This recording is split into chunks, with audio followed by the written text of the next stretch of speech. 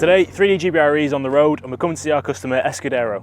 These guys are using Raise3D technology with carbon-filled materials to produce end-use products. Let's have a look and see what's going on behind closed doors. It's Escudero Auto Limited. I'm Carlos. We're a company involved in mechanical development, mechanical design, and manufacturing. We started with 3D printing in 2021.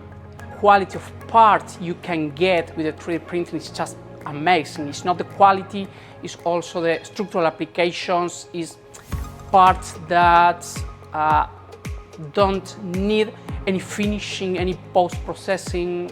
The main printers are all E2CF. We use Idea Maker.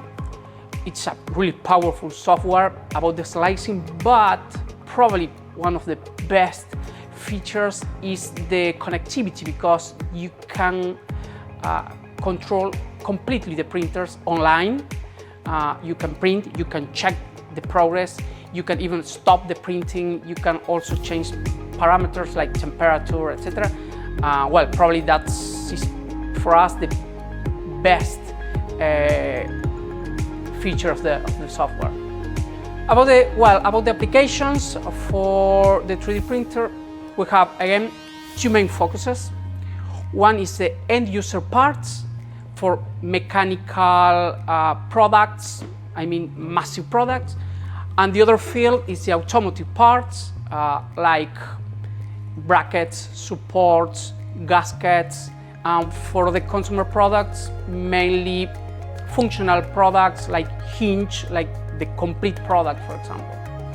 The main focus first was to replace metal parts with 3D printing parts. We were trying to get a part ready to use with no surface finishing like painting, like polishing, etc. In that way, after some testing, some try and error, we got some amazing parts using carbon fiber infused parts. A real precision about tolerance and strong parts, structural parts. The plan is to keep investing in 3D printers in all the process, not only the printers, also the dryers, also for example, the ovens for annealing process. Just for the next step is, I got in contact 3 years ago with the team of 3D GBRE. Well, we got amazing support about everything. The raw materials, the filaments, the different options. We have E2 printer, the E2CF, such as understanding the difference, which machine can process with material.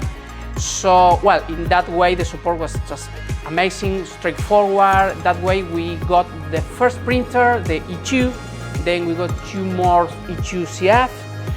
Well, we keep growing and getting more printers. So there you've got the inside scoop on what Carlos and the team here at Escudero are achieving through additive. Now, they're not just using additive as a one-stop shop, they're also combining that with conventional methods to get the best of both worlds when they're producing these end-use products. If you want to know more about how you guys can achieve the same kind of thing with additive and beyond, then reach out to the 3D GBRE team and we'll be more than happy to go through different solutions, training packages, everything that you're going to need to go from zero to hero.